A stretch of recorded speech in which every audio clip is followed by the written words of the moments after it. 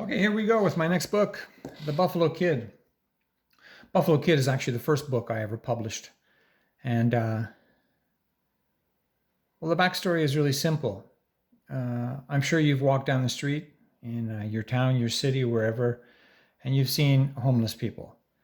And I certainly know I have. I lived in Los Angeles for 25 years, and they have a massive homeless population, something on the order of 100,000 people. So I used to pass by them all the time. I used to talk to them. I said, oftentimes I just give them food or money or buy something from them just so that they had something. But they inspired me.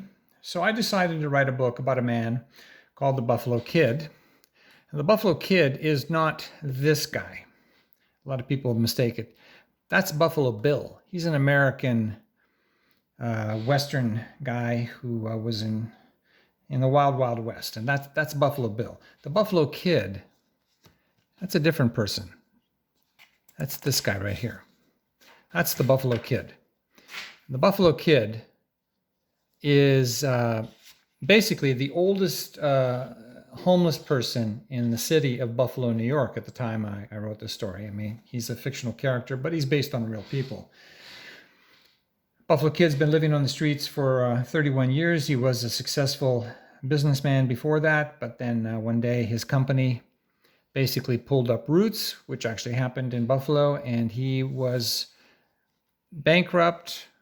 His house was foreclosed. The banks took everything. His wife took off with his 2 newborn kids, and he never saw them from that point forward. And John Ross, aka the Buffalo Kid, ended up on the streets of Buffalo. Now, Buffalo, if you know anything about Buffalo, is a hellstorm in the winter. It is brutal winters, but the kid went on to live under a bridge by the Niagara River in cardboard boxes,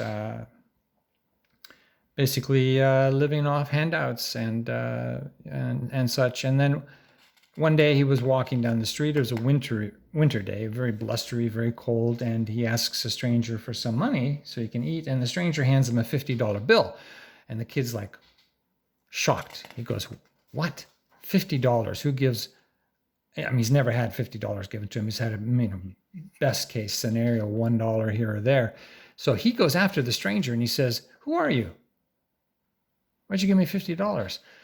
And the story that goes from there, I mean, it's a tremendously inspiring, heartwarming story. It's got some thriller aspects to it, lots of adventure.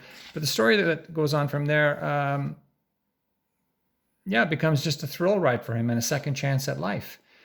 And book has had fabulous reviews. I mean, people love the book, awesome, couldn't put it down, loved it, inspiring. But it's just one of those books that was written from the heart, and it was about real people.